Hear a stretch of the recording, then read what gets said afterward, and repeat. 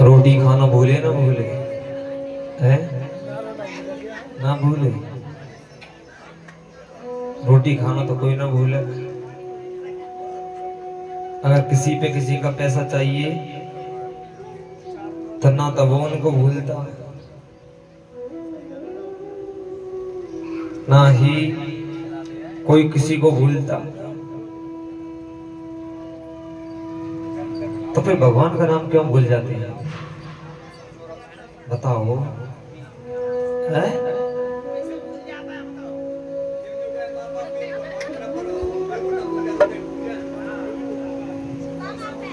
सुदामा पे हाँ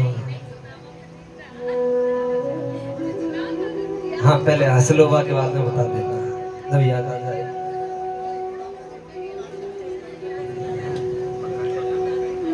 बताइए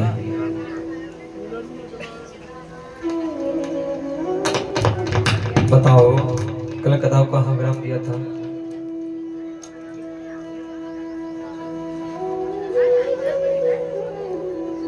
तो मैं भी तुम्हारी तरह तुम मुंह को देखो मैं तुमको देखूंगा बैठो बैठो।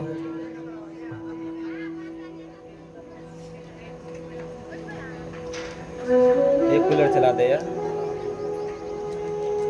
बताओ अच्छा हमने बीच में बोला था कि यहाँ से प्रसंग कल को आगे को बढ़ाया जाएगा। ये कथा यही विराम होती है सुदामा चरित्र से पहले।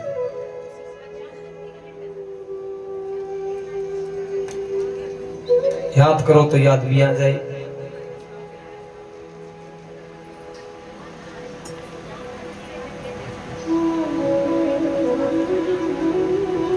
बताइए हमने अच्छा ये बताया आगे वाली बात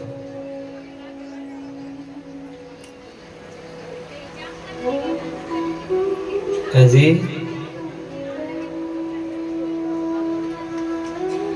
ये तो था थोड़ी सी और आगे बताओ जो सब पता पड़ जाए है जी। सांब नाम था। हाँ तो ये बताओ कथा कहाँ विराम करी थी? सांब तो सबको पता है। कल की कथा कहाँ विराम करी थी बताओ?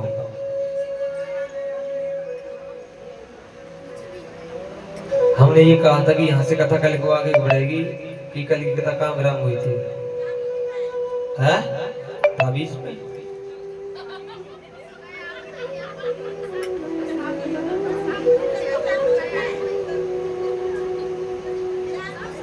बताओ कल कथा कहाँ विराम करी थी?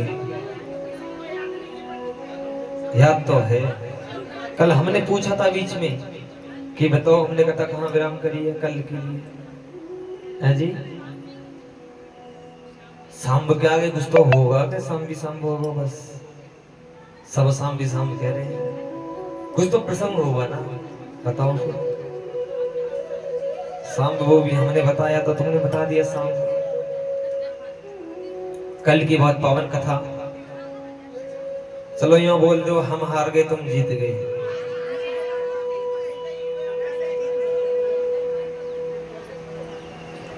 तो देखिए कल की बात पावन कथा हमने आपको बताया था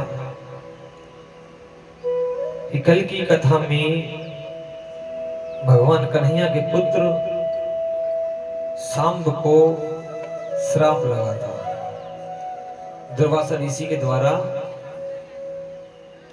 कि जो उनको ये श्राप मिला था कि तुम्हारे इस पेट से कुछ नहीं होगा इससे एक मूसल का जन्म होगा जो तुम्हारे वंश को वो खत्म करेगा। जो हमने बोला था कि सांब नाम के ग्वाले को श्राप लगा है यहां से कथा कल को आगे को बढ़ाई जाएगी यही तो था। अब कैसे भूल गए? हाँ अब क्यों महाराज दुनिया भर की बात है दिमाग में रहने हमारे। एक छोटी सी बात और है इंसान समस्त जीवन की बातों को याद रखता है किसने हमारे साथ कैसा करा। और अभी कहते लड़ाई है जावे तो 10 साल पुरानी बात उखाड़ उखाड़ के बोलेंगे लड़ाई में बोलेंगे ना बोलेंगे। लेकिन भगवान की कथा कल की कथा किसी को नहीं याद यही तो कलयुग है और यही कलयुग का प्रभाव है हमारी बुद्धियों पर, जो हमको जानना चाहिए, जो हमारे काम की बातें हैं। हम उन्हीं से परे भागे हुए हैं, हम उन्हीं से दूर हैं, लेकिन हम व्यस्त किसमें हैं? इस संसार की बातों में। कल की बहुत पावन कथा हमने ये भी तो बताया था आपको। क्या बताया था बताओ? ये बताया था कि वो श्राप पहले किसने दिया था? माता गांधारी ने। ये भी तो बताया था ना हमने, आगे याद ना आई? हमने ये बोला था कि माता गांधारी ने महाभारत के युद्ध में भगवान कन्हैया को श्राप दिया था। बोला था कि हे कन्हैया, मैं ब्राह्मणी तुझको श्राप देती हूँ, जैसे मेरे सामने, मेरी आंखों के सामने मेरे कुल का सर्वनाश हो गया, ऐसी तेरे कुल का सर्वनाश होगा। कितने कौरवों ने युद्ध लड़ा था? 99 कौरवों ने। एक कौरव किसकी तरफ से लड़ा था? पांडवों की तरफ से लड़ा था एक कौरव, जिसका नाम क्या था? युत्सु। जब युत्सु को यह पता लगा कि मैंने ये अपने परिवार के लोगों का वध करवा दिया इनकी तरफ मिलकर, तो मेरा इस संसार में जीने का कोई महत्व नहीं रहा। तो युत्सु ने एक कमरे में बंद होकर अपने शरीर का आत्मदाह कर लिया। सांसारिक दृष्टि में जो सबसे पहली जो आत्महत्या हुई थी वो युत्सु की हुई थी, जो कि एक कौरव था। उससे पहले किसी ने आत्महत्या नहीं करी थी। तो ये हमको बात जानने की, सबसे पहले इतिहास में आत्महत्या कितने करी थी? युत्सु ने। 99 कौरवों ने युद्ध लड़ा, लेकिन हम कहते हैं 100 कौरव। 99 ने लड़ा था। 18 दक्षिणी सेना दुर्योधन की थी, 11 दक्षिणी सेना किसकी थी? पांडवों की। अब देखना ये कि जिनके संग भगवान है वो आगे चलकर एक नरक की यातना भोगते हैं। कौन? पांडव। और विपक्ष पे कौन है? दुर्योधन। जिन्होंने अपने जीवन में ऐसे कर्म करे वो सीधा कहां गया? स्वर्ग को। दुर्योधन सीधा स्वर्ग को गया था। अब कर्ण ने जीवन भर किसका दान करा था? सोने का। सोने का दान किसने करा था? कर्ण ने। अब जो दोगे तो वही सामने आएगा, जो दान करोगे वही तो मिलेगा। और खाने को क्या मिला कर्ण के लिए? सोना। सोना खाने को मिला ऊपर पहुंचने के बाद में। अब कहा कि माधव क्या करा जाए?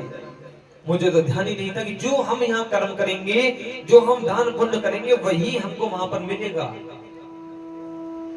और ये इसका प्रमाण गरुड़ पुराण में भी मिलता है। गरुड़ पुराण में मिलता है। गरुड़ पुराण तो हमसे बड़े आपने पान भी करी होगी, पढ़ी भी होगी।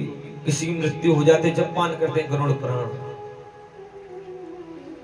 अब एक तोते को देखकर यमराज हंस गए। अब तोता के मन में विचलित हो गया, यानी हमारा समय नजदीक है। तोते का मित्र थे कौन? गरुड़ देव। गरुड़ से कहा कि हमको देखकर यमराज हंस गए, यानी हमारी मृत्यु समीप है। गरुड़ देव ने ये कहा कि चिंता मत करो, तुम्हारी मृत्यु नहीं होगी। हम तुमको 7 समुद्र पल्ली पार छोड़ के आएंगे, यमराज वहां पहुंच भी नहीं पाएंगे। ये गरुड़ पुराण की कथा है। अब जब ये बात हुई, 7 समुद्र पल्ली पार छोड़ आए, गरुड़ देव आए यमराज जी के पास। महाराज कि तुम उस तोते को देखकर हंसे क्यों?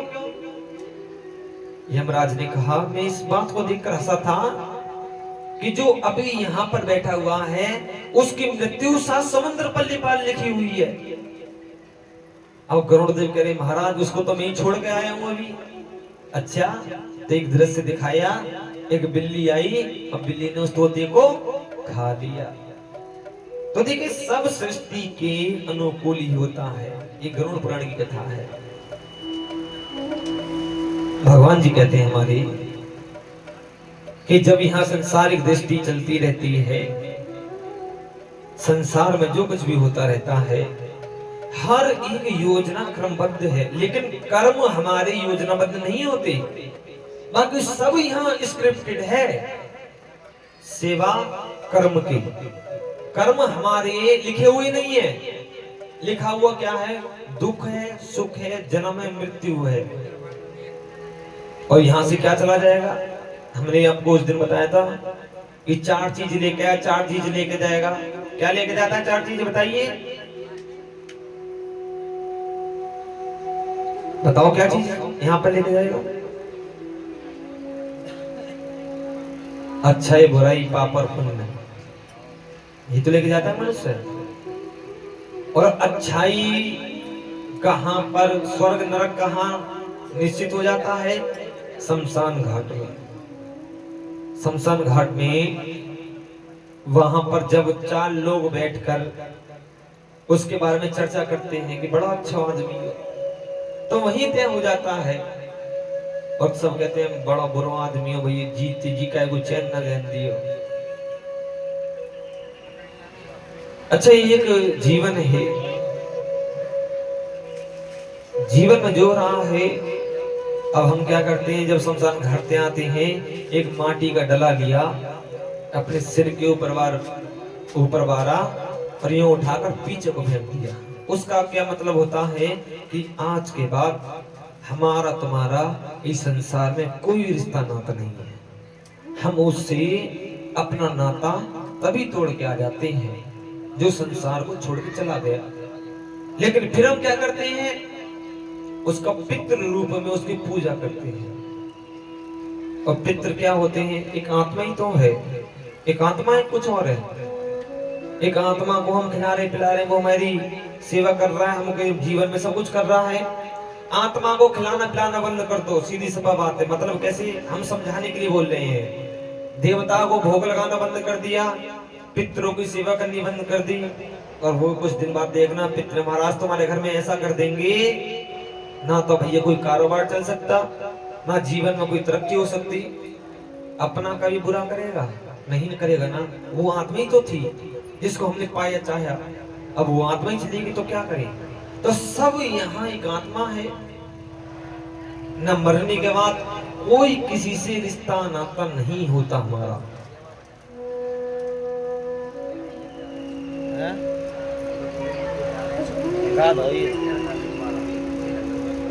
तो देखिए, सब यहाँ एक प्रकार से जीवन की लीला में क्या है? आत्मा।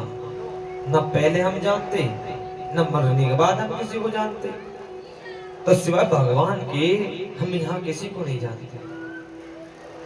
अब बहुत इंसान यूं कहते हैं कि जीते जी तो उसने कुछ करा नहीं, मरने के बाद क्या करेगा? मरने के बाद जो इंसान मर जाए उसके लिए जो हाथ पैर फड़काते हैं, धरती में सिर मारते हैं, अगर वही 4-5 दिन लगातार सपने में दिखाई दे जावे ना, तो अगले दिन जाके गंडा बनवा लेंगे, भाई सपने में दिखाई दे रहा है। सत्यता की नहीं? सत्यता है।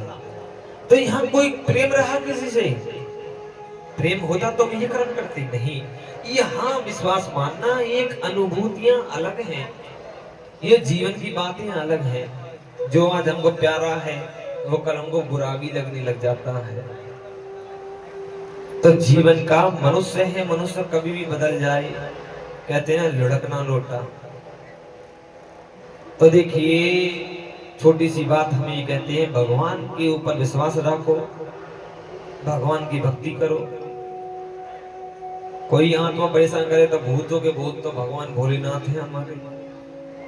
और कभी घर में शिवलिंग को स्थापित नहीं करें तो एक अंगूठा रहता है ना हमारा, ये वाला, इतने अंगूठे की बराबर घर में शिवलिंग होनी चाहिए, अंगूठे के बराबर। इससे बड़ी शिवलिंग, इस अंगूठे से बराबर शिवलिंग घर में नहीं होनी चाहिए।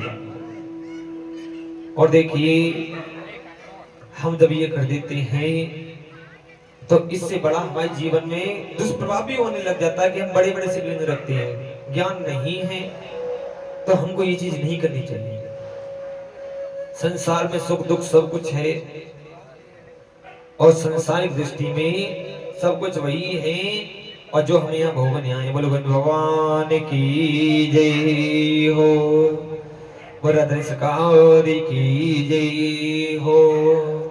तो यहाँ पर कहते हैं प्रभु जी हमारी बोले बंद भगवान की जय हो। तो कहने लगे सुख भी मुझे प्यारे हैं, दुख भी मुझे प्यारे हैं, छोड़ो मैं किसे भगवती, दोनों ही तुम्हारे हैं। मुझे प्यारे हैं, दुख भी मुझे प्यारे हैं, छोड़ो मैं किसे भगवती, ये दोनों ही तुम्हारे हैं, दोनों ही तुम्हारे हैं, दोनों ही तुम्हारे हैं। सुख भी मुझे प्यारे हैं, दुख भी मुझे प्यारे हैं, छोड़ो मैं किसे भगवती, दोनों ही तुम्हारे हैं, दोनों ही तुम्हारे हैं, दोनों ही तुम्हारे हैं। दुख चाहे न कोई भी, सब सुख को तरसते हैं, सुख चाहे न कोई भी, सब सुख को तरसते हैं। सुखों में सब हंसती हैं, दुखों में सब रोती हैं, सुख में सब हंसते हैं, दुख में सब रोते हैं। सुख मिला है जिसे को भी, पहले दुखी को सहारा है, सुख मिले हैं जिसको भी, तेरे दुख को सहारा है। पहले दुखी को सहारा है, छोड़ो मैं किसे भगवती, दोनों ही तुम्हारे हैं, दोनों ही तुम्हारे हैं, दोनों ही तुम्हारे हैं। मैं कैसे कहूँ मुझको, ये दे दिया वो दे दे, मैं कैसे कहूँ मुझको, ये दे दिया वो दे दे। मैं कैसे कहूँ मुझको, ये तेरे ये दे दिया वो दे दे, मैं कैसे कहूँ मुझको, ये दे दिया वो दे दे। जो भी तेरी मर्जी है, मर्जी से वो देंगे, जो भी तेरी मर्जी है, मर्जी से वो दे दे। मर्जी से वो दे दे, मर्जी से वो दे दे, मर्जी से वो दे दे, मर्जी से वो दे दे। मैंने तो तेरे आगे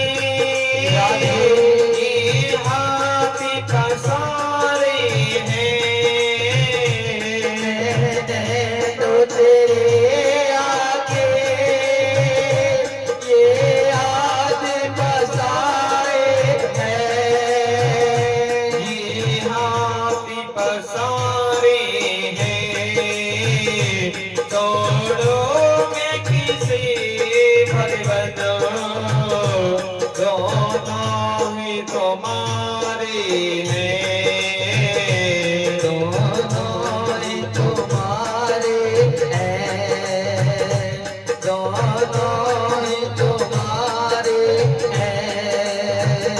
सुख में तेरा शुक्र करो, दुख में फरियाद करो। सुख में तेरा शुक्र करो, दुख में फरियाद करो। जिसे हाल में तुम रखो, उसी हाल में याद रखो। जिस हाल में तुम रखो, उस हाल में याद करो। यादों में पियोगी ने ये गीत सवार हैं। यादों ने योगी ने ये गीत सवाए हैं। ये गीत सवारे हैं। छोड़ो में किसे भगवती, दोनों ही तुम्हारे हैं, दोनों ही तुम्हारे हैं, दोनों ही तुम्हारे हैं। तो यह कहने लगे एक भक्त ने कहा भगवान से, देखिए सुख भी मुझे प्यारे, दुख भी मुझे प्यारे, दोनों ही मुझे प्यारे हैं। अब किसको छोड़ो प्रभु, किसको पकड़ो, क्या करना जीवन? अब बताओ। ईगो कम कर दो। अच्छा एक इंसान है, सुख हो तो बड़ा सुखी है, बहुत खुश है कि सुख है, और वही जीवन में दुख आ जाए, बने हुए काम बिगड़ जाए, जीवन की लीला पर सब प्लान कैंसिल हो जाए, वो चारों तरफ से हार जाए, तो एकमात्र सहारा कौन है? भगवान। अच्छा इंसान किसी का सहारा बन सकता है? बताओ, सहारा बन सकता है? इंसान सिवा माँ बाप के कोई किसी का सहारा नहीं बनता। कहते हैं ना कि होई वही जो राम रचि राखा,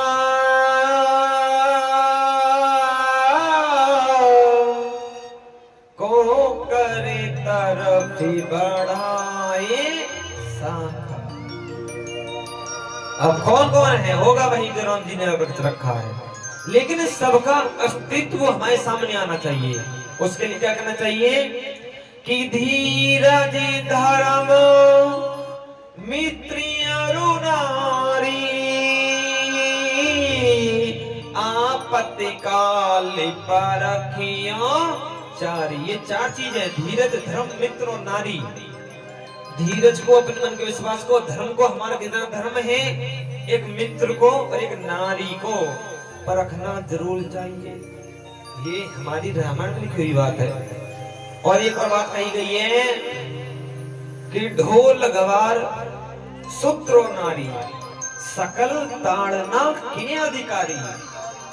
अब ये चीजें, अब कोई इसका गलत उद्देश्य निकाल लेता है, जिसको ज्ञान नहीं होता ना, वो इस बात का गलत मतलब लगाएगा कि नारी नाम आया है, नारी के लिए कुछ बोला नहीं। ये ढोल गवार सूत्र और नारी, अब क्या बोलता है कि इन चीजों को अगर अकेला छोड़ोगे तो कोई इनका जीवन में गलत उपयोग कर सकता है। यहाँ इसका मानना ये कहा गया इस चौपाई का माध्यम कि हमको नारी को सुरक्षा की आवश्यकता होती है जीवन में। उसको अकेला नहीं छोड़ना चाहिए। एक पशु को अकेला छोड़ दोगे वो कहीं चला जाएगा।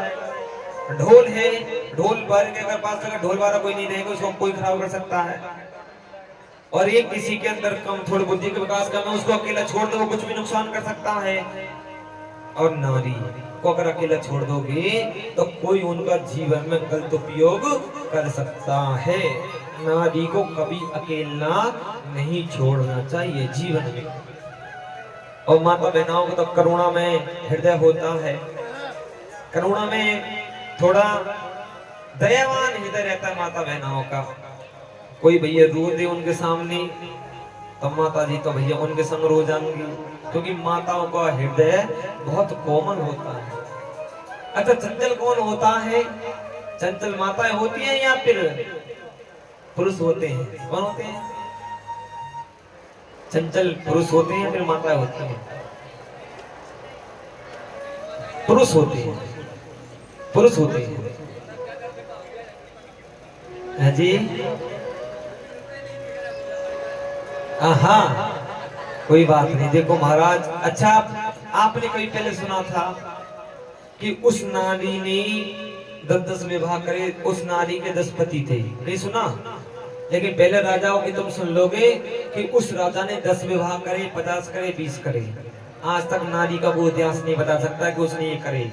लेकिन महाभारत में 5 पति थे माता द्रौपदी के। उन्होंने, उनका चरित्र खराब नहीं था, वो तो देवी थी, वो तो पंचकन्या है। वो तो देवी वो थी कि एक पुरुष से यानी एक पति से दूसरे पति के पास में जाती तो वो कुंवारी हो जाया करती थी माता द्रौपदी। जैसे कुंवारी कन्या होती है ना, ऐसे दूसरे पति के पास में कुंवारी कन्या के रूप में जाया करती थी। वो उनका शरीर कुंवारी कन्या का बन जाता था, एक नारी का शरीर नहीं रहता था। पंचकन्याओं में ये होती है, 11 महीना एक पति के पास, 11 महीने दूसरे पति के पास। ऐसा था माता पांचाली का चरित्र। बहुत भाग्यवान है। हवन से ही तो आई थी माता, यज्ञ से ही तो प्रकट हुई थी माता द्रौपदी। तो पंचकन्या, ये पंचकन्या हमने बताया था, माता अनसुईया, कुंती, तारा, मंदोदरी और द्रौपदी। ये कौन है? ये 5 कन्याएं हैं। ये पति के रहते हुए भी कन्या थी, कुंवारी रूप में आया जाया करती थी ये। तो कुंवारी का मतलब तो समझते हो आप। तो देखिए, जैसे जैसे प्रभु की लीला आगे बढ़ने लगी तो जब उनको श्राप मिल गया, भगवान बहुत दुखी है कि मेरी आंखों के सामने मेरे कुल का सर्वनाश होगा। यादवों की संख्या, भागवत जी का लेख है कि द्वापर युग में यादवों की संख्या 99 लाख थी। कितनी? 99 लाख।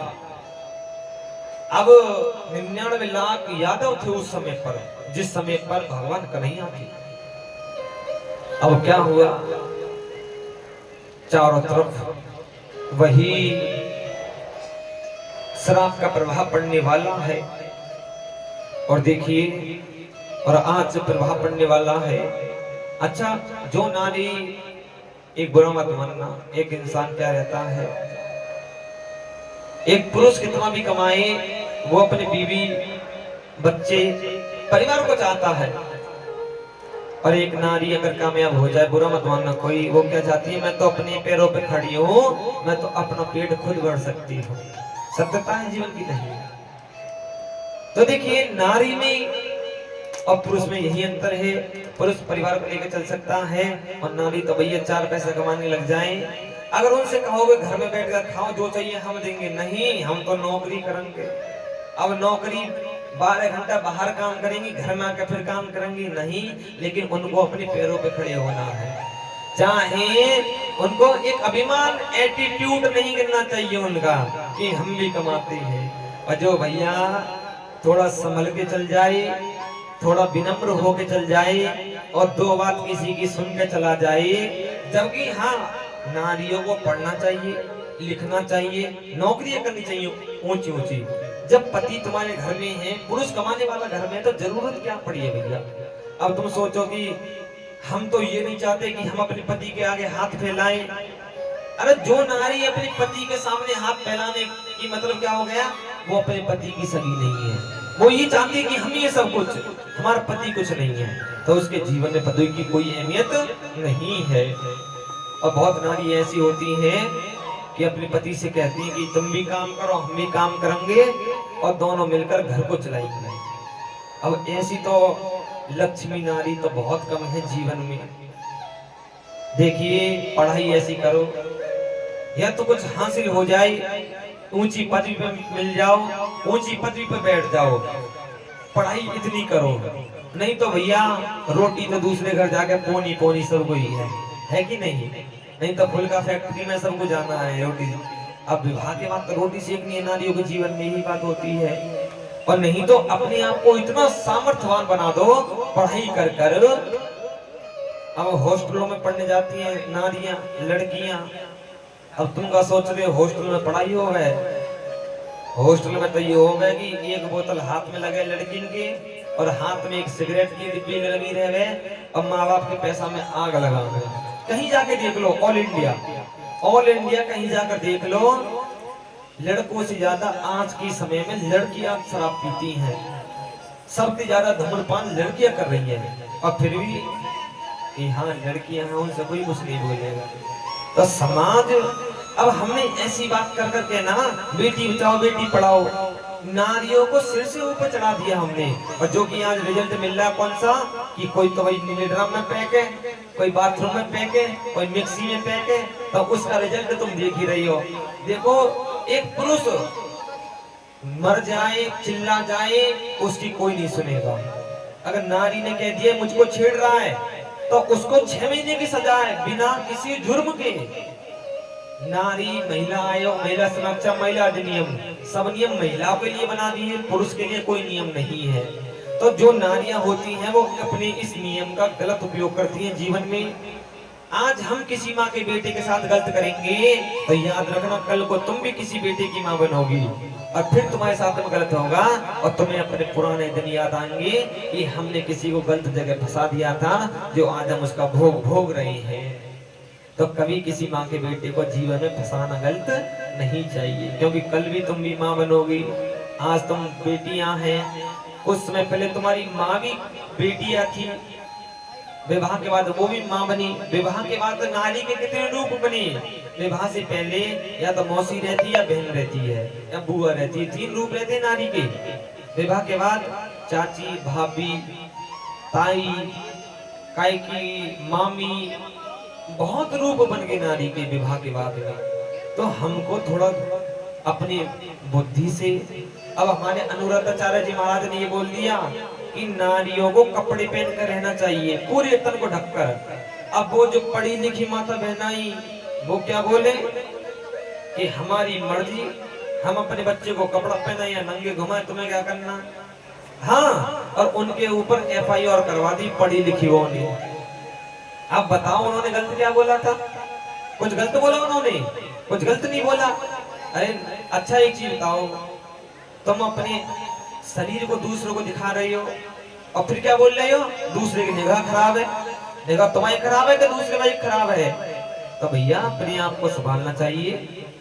ये नहीं, एक माँ भी ऐसी है जो अपनी बेटियों को इतनी फ्रीडम दे देते हैं कि छोटे छोटे कपड़े पहनाते हैं। हम तो उसके सख्त खिलाफ है भैया, क्योंकि देखिए नारी को अपना तन ढक के रहना चाहिए। अब जो तन ढक के नहीं रहेगा तो भैया कहते हैं कि दूसरे को तुम गलत नहीं ठहरा सकते।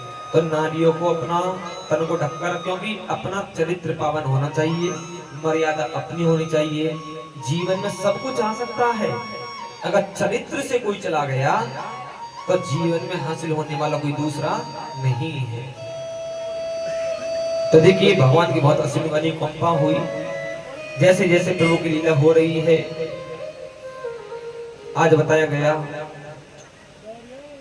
ये फालतू मोटरसाइकिल घूमे पेट्रोल कौन डरवावे हमें। तो देखिए प्रभु की लीला हुई वहां पर। भगवान कन्हैया के सामने जितने यदुवंशी थे सभी एक दूसरे को मानने लगे, पीटने लगे। अब जब उन पे कुछ नहीं बचा तो क्या बचा? पतेल घास। पतेल घास क्या होती है? पतिल घास क्या होती है? जो मरने के बाद दाब होती है ना, दाब जो मरने के बाद सिरहाने जो लगाई जाती है उसको दाब बोलते हैं, पतिल घास। अब उसको सभी ये यदुवंशी से मानने लगे। भगवान कन्हैया बैठे बैठे रो रहे हैं। ये कैसा समय आ गया कि मेरे जितनी मित्र मंडली सभी हैं, सब की सब बहुत दुखी हैं। कुछ करा जाए इनके जीवन के लिए। आज बहुत दुखी है भगवान कन्हैया। और उधर जरा नाम का बहेलिया चल दिया। आज जितनी यदुवंशी सब मरने कटने लगे। कुछ यदुवंशियों को बद्रीनाथ धाम में कौन लेके गए? दाऊ जी। अब दाऊ जी के साथ जो गए थे बद्रीनाथ धाम को, वही यादवों का वंश आज तक चलते हुए आया है यहाँ पर। आज जब भगवान कन्हैया के पैर में पद्म था, जो कि बर्बरीक जी के समय पर वो पैर में पद्म पड़ गया था, पड़ा था नहीं पड़ा था? कथा अपने पान करी होगी बर्बरीक खाटू श्याम जी की। और जरा नाम का बहेलिया चल दिया। जरा नाम का बहेलिया कौन है? कौन है? पहले कौन था त्रेता युग में? बाली। बाली था जरा नाम का बहेलिया। अच्छा, बाली को भगवान ने छुपकर क्यों मारा बताइए? है जी, बाली को भगवान ने छुपकर क्यों मारा था? है जी, शक्ति आदि तो हो जाती थी, ये तो था। क्यों मारा? क्योंकि बाली सुग्रीव में युद्ध हुआ। युद्ध होकर सुग्रीव को बाहर भगा दिया महलों से, और सुग्रीव की धर्मपत्नी को अपनी धर्मपत्नी बना लिया। तो बाली ने क्या करा? अधर्म करा था। और देखना, अधर्म की सजा हर किसी को मिलती है। भगवान के संग युद्ध भी लड़ा, भगवान के दर्शन पाए, सब काम करा बाली ने, फिर भी भगवान ने उसको मारा। अधर्म की सजा जरूर दी। अब तुम सोचो यहाँ जगह पे हम अधर्म करेंगे। अब एक बात ध्यान देना, जो अश्वत्थामा मारा गया, एक छोटा सा झूठ भी नहीं था। उस बात के पीछे धर्मराज युधिष्ठिर को एक क्षण के लिए नरक में जाना पड़ा। और तुम रोज बोल के जाओ कि 2 बजे आज माँ देंगे, तुम 3 बजे आओ कथा पान करने, तो यह झूठ के लिए कौन सा नरक तैयार करवाया जावे? वीआईपी ना रहोगे भैया, छोटे मोटे चल जाएगा। तो देखिए, अब उस क्षण को काटने के लिए, उस झूठ को काटने के लिए हम क्या करते हैं? रोज राधे राधे बोलते हैं, भगवान की कथा पान करते हैं। ये वेदों में लिखी हुई बात है कि जो सप्तम दिवस भगवान की कथा को पान कर लेगा वो नरक को नहीं जाएगा। जिसने श्रीमद् भागवत कथा पान कर ली वो नरक को नहीं जाएगा, नहीं जाएगा। ये भागवत जी में लिखी हुई बात है।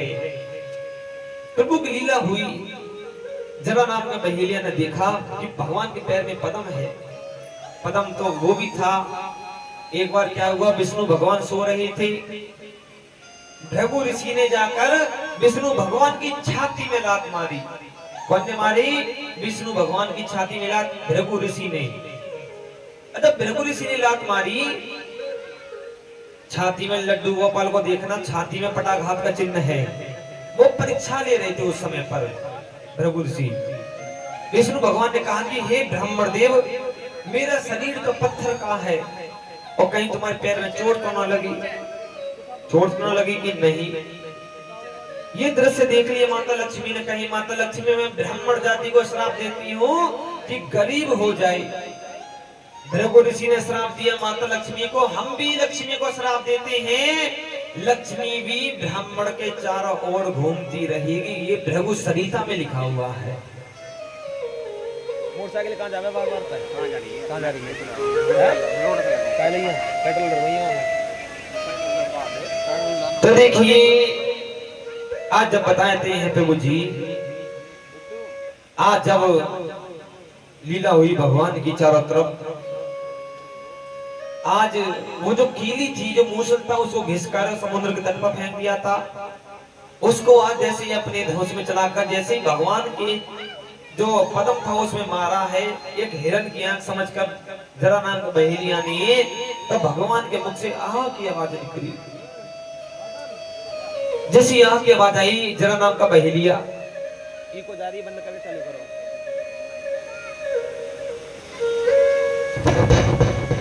तो जरा नाम का बहेलिया तो देखिए भाग भागा गया भगवान। क्या हुआ मुझे नहीं पता, मुझे क्षमा कीजिए। भगवान ने कहा ये तुमने कुछ नहीं करा, ये विधि का विधान है। तुमने मुझसे क्या बोला जब मैंने तुम्हारा वध करा था त्रेता युग में राम बनकर? बाली का मन का भाव था प्रभु, जैसे तुमने मुझको मारा ऐसे मैं भी तुमको मारना चाहता हूँ। तो जरा नाम का जो बहेलिया था उसने मारा कि तुम जाओ। अर्जुन आए, अर्जुन से पूछा अर्जुन मेरी संपदा को, मेरे गोपियों को वृंदावन धाम में छोड़ी आना। अर्जुन ने कहा प्रभु तुम्हारा अवतार कब होगा आने वाले समय में? भगवान ने बताया मेरा जो अवतार होगा संभल मुरादाबाद यूपी में एक यज्ञ दत्त ब्राह्मण के यहाँ पर सुमति माता के गर्भ से चौथे पुत्र के रूप में मेरा अवतार होगा कलयुग में। ये वेदों की बात है, वेदों में लिखी हुई बात है। घनघोर कलयुग होगा जब मेरा अवतार यहाँ पर हो जाएगा सुमति माता के गर्भ से ब्राह्मण परिवार में। प्रभु यहाँ क्या होगा? घनघोर कलयुग होगा तो यहाँ ऐसा होगा जैसे आज एक कुत्ते एक रोटी कटू के पीछे लड़ते हैं, आने वाले घनघोर कलयुग में एक नारी के लिए 5 लोग ऐसे ही लड़ेंगे यहाँ पर। जो आज आप देखते भी हो, एक 13 साल की पुत्री को 30 लोगों ने मिलकर उसके साथ सामूहिक दुष्कर्म करा था। 5 दिन तक होटलों में रखी थी वो, और उनको सरकार ने क्या करा, बीचा बीच चौराहे पे खड़े करके भैया फांसी दी। बहुत अच्छा करा ये तो काम, और उनकी इतनी बेकदरी करी, ये तो बहुत अच्छा करा, तड़प तड़प के मारे वो। ये तो बहुत अच्छी काम करा था। जो कर्म करेगा भोगना पड़ेगा बिल्कुल। और हम तो कहीं ऐसे लोगों में पहले भैया फांसी पे लटकाएं और छोटे छोटे चोबे करके उनको शरीर में घुसे जामे, और दो जितने तड़प तड़प के मरे। अब वो 13 साल की बच्ची तो है, बालक है। अब जिनकी उम्र 30 साल की है, 35 साल की है, उनकी बेटी की उम्र की वो लड़की, तो अपने बच्चों को सब ध्यान रखिए। तो देखिए जो करोगे भोगना ही पड़ेगा। बताया अर्जुन ने प्रभु यहाँ क्या होगा? एक चना का पेड़ है, चने का पेड़, चने का पेड़ इतना बड़ा होगा, चने के पेड़ के नीचे बैठकर आदमी रोटी खाएगा। और क्या होगा? और 12 साल की बेटी यहाँ पर दादी बन जाएगी, 12 साल की पुत्री दादी बन जाएगी यहाँ पर। ये घनघोर कलयुग होगा। और क्या होगा? और इतना होगा, माँ और बेटे का रिश्ता एक पति पत्नी का बन जाएगा, बहन भाई का रिश्ता पति पत्नी का बन जाएगा, बाप और बेटी का रिश्ता पति पत्नी का बन जाएगा। यहाँ पर इतना घनघोर कलयुग होगा। और जो आप शुरुआत तो हो ही गई, एक 6 साल की पुत्री के साथ एक सगे बाप ने उसके साथ सामूहिक दुष्कर्म करा था अपनी बेटी के साथ। और ये आम खबर तो मुसलमानों में चलती रहती है और हिंदुओं में भी ये खबर हुई है। तो ये कलयुग है यहाँ पर। कलयुग तो भैया बहुत फैल रहा है, संसारिक जीवन से आगे बढ़ी, संपदा को दिया जाओ, जाकर छोड़ देना इसको। आज मामूली भीलों ने अर्जुन को लूट लिया।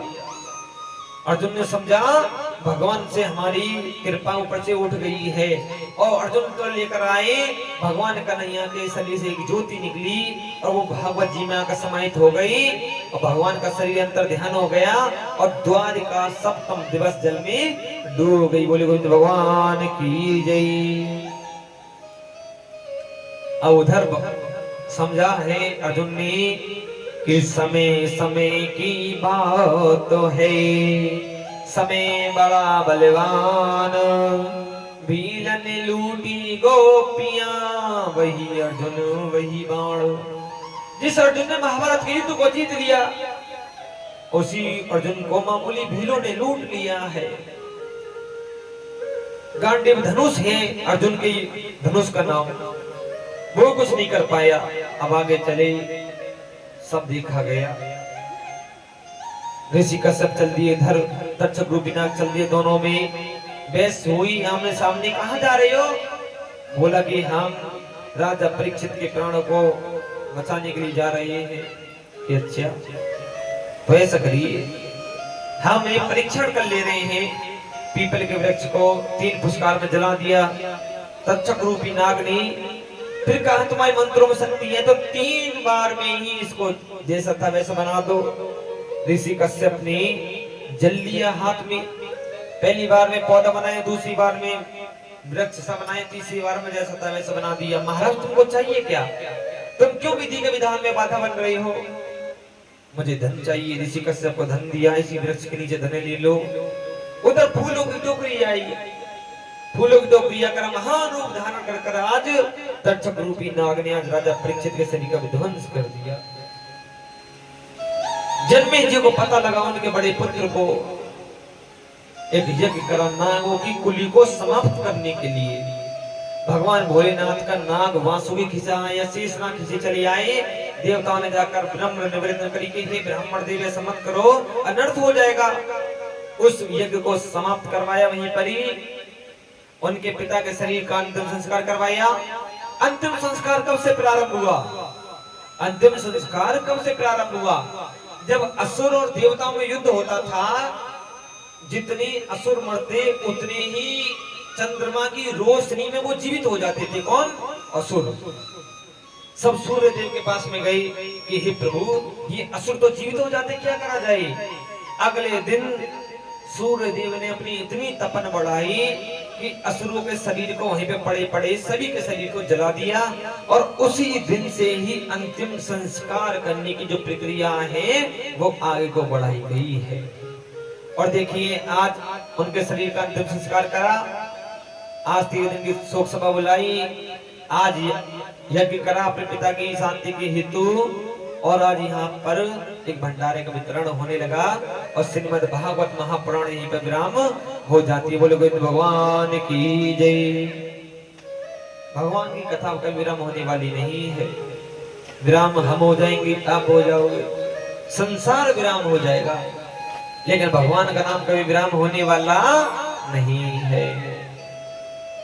ये वायु यही रहेगी, चंद्रमा वहीं रहेगा। जैसे 10 घड़ी रखे हैं और 10 घड़ों के अंदर हम उझक के देखते हैं, 10 घड़ों में सूर्य अलग अलग दिखाई देगा, लेकिन सूर्य कौन है? सूर्य एक है, अलग 10 सूर्य नहीं है।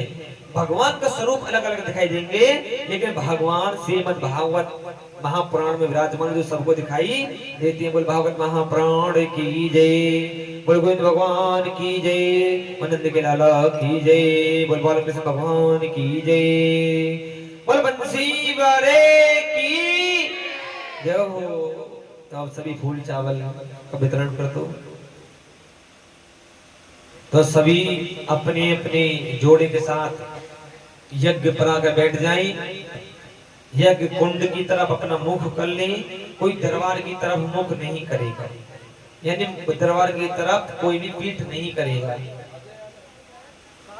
आगे जो बैठेंगे, आगे जोड़े वाले बैठेंगे उसी हिसाब से बैठना। आगे जोड़े वाले बैठे, जितने भी जोड़े वाले हैं, बिना जोड़े वाले पीछे रह जाएं, वो प्रतीक्षा करें।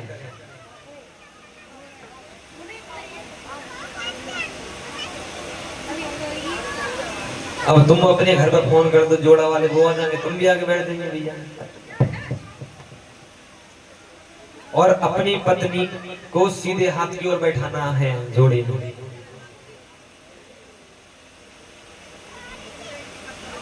है जी, कोई बात नहीं। पति का तो कुछ अंग वस्त्र ले आती, कपड़े ले आती, कोई बात नहीं।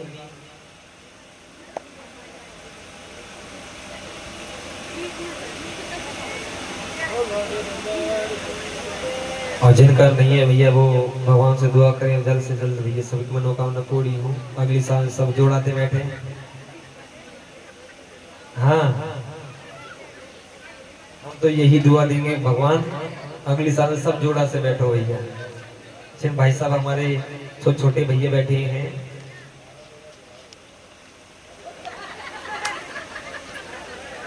तो ये बड़े बूढ़े जो दादा हैं, कोई बात ना।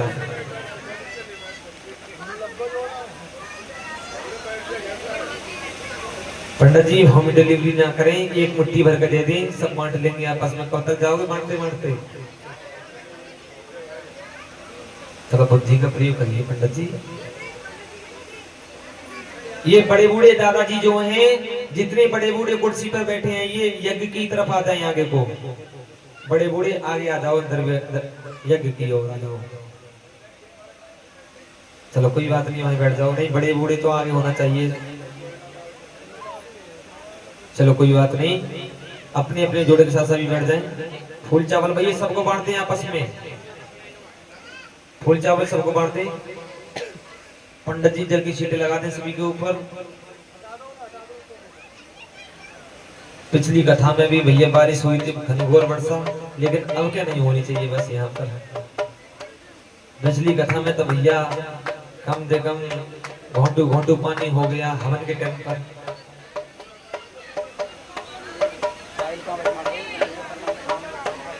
साहिल भैया बिल्कुल सामने बैठे, सब बिल्कुल सामने, बिल्कुल सामने।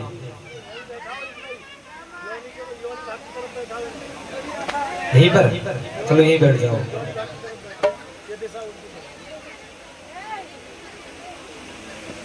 कर लो बात, बहुत देर तक बोले ना है ना। और हमें तो ये समझ में ना आवे कि बैठे बैठे बात कहाँ से याद आ जाए। हाँ, जन लिखेला में कि भैया ना कि भगवान के धाम में बैठे शांति बनाने, भगवान के नाम को उच्चारण करें। सिंगल लूप चला दे।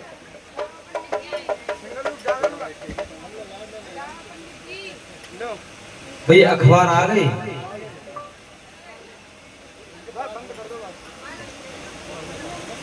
ये फूल चावल आ गए।